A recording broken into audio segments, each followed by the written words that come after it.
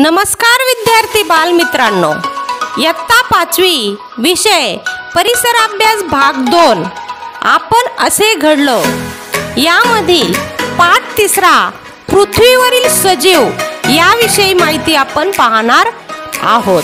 माझ्या चॅनलवरील शैक्षणिक व्हिडिओ आवडत असल्यास चॅनल नक्की सबस्क्राइब करा। पृथ्वीवरील सजीव यामध्ये पृथ्वीची उत्पत्ती, पृथ्वीवरील सजीवांची निर्मिती आणि पृथ्वीवरील प्राणीसृष्टी याची माहिती आपण पाहणार आहोत। पृथ्वीची उत्पत्ती, आपणा सगळ्यांनाच काही प्रश्न पडतात। उदाहरणार्थ, आपण सर्व ज्या पृथ्वीवर राहतो ती पृथ्वी कशी घडली, केव्हा घडली, ती आता जशी आहे तशी पहिल्यापासून होती की बदलली, ती बदललेली असेल तर तिच्यामध्ये नेमके कोणते बदल झाले। बघा, आपण सर्वजण पृथ्वीवर राहतो। पृथ्वीचं चित्र पाहतो मी। पृथ्वीचा आकार गोल आहे। मग आपल्याला असे प्रश्न पडतात की पृथ्वी घडली कशी असेल, बरं केव्हा घडली असेल, आता जशी आहे ती पहिल्यापासून तशीच आहे की बदलली आहे, तिच्यामध्ये नेमके कोणते बदल झाले, असे अनेक प्रश्न आपल्या मनामध्ये निर्माण होतात। शास्त्रीय संशोधनाच्या आधारे असे मानले जाते की सुमारे 4.5 अब्ज वर्षापूर्वी अत्यंत तप्त वायू आणि धूळ यांनी मिळून बनलेला एक प्रचंड मोठा गतिमान ढग अवकाशात निर्माण झाला। त्याच्या अत्यंत वेगवान चक्राकार गतीमुळे त्याचे विभाजन होऊन सूर्य आणि सूर्याभोवती फिरणारे ग्रह निर्माण झाले। त्याची नावे पुढील प्रमाणे आहेत: 1 बुध, 2 शुक्र, 3 पृथ्वी, 4 मंगळ, 5 गुरु, 6 शनी, 7 युरेनस, 8 नेपच्यून। पृथ्वीवरील सजीवांची निर्मिती, या सर्व ग्रहांपैकी पृथ्वीवर सजीव सृष्टी आहे। पृथ्वीच्या उत्पत्तीनंतर तिचा पृष्ठभाग थंड होऊन तिच्यावर जलाशयाची निर्मिती होण्यासाठी जवळजवळ 80 कोटी वर्ष लागली असे मानले जाते की पाण्यामध्ये प्रथम अनेक प्रकारचे एकपेशीय सजीव निर्माण झाले।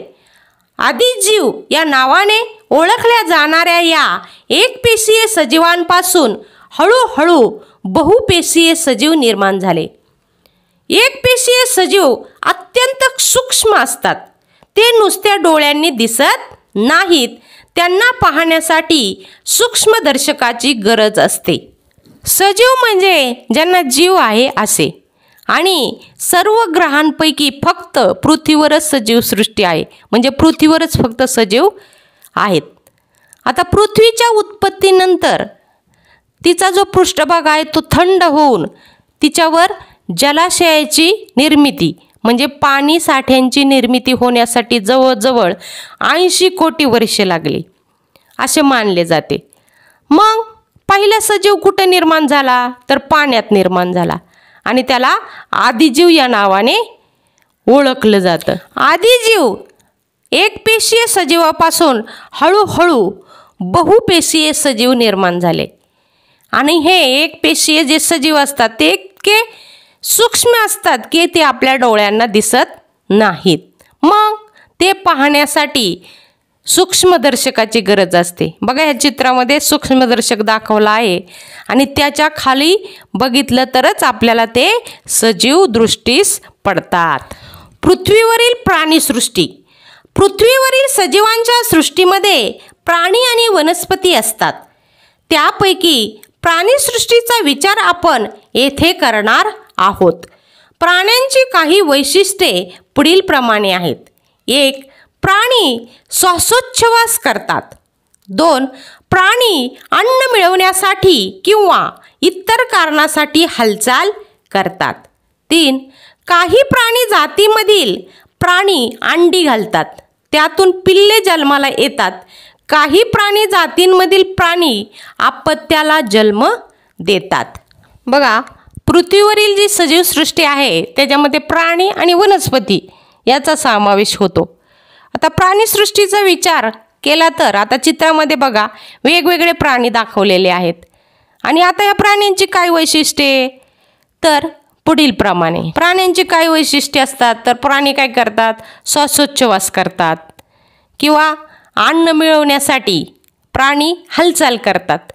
समजा कुत्रा म्हणा, माणूस म्हणा, जनावरं अन्न मिळवण्यासाठी एका जागेहून दुसऱ्या ठिकाणी जातात. काही प्राणी अंडी घालतात. समजा कोंबडी काय करते, अंडी घालते आणि त्या अंड्यातून पिल्लांचा जन्म होतो. तर काही प्राणी डायरेक्ट पिल्लांना जन्म देतात. हे प्राण्यांची वैशिष्ट्ये आहेत. आपल्या प्रतिक्रिया जरूर कळवा.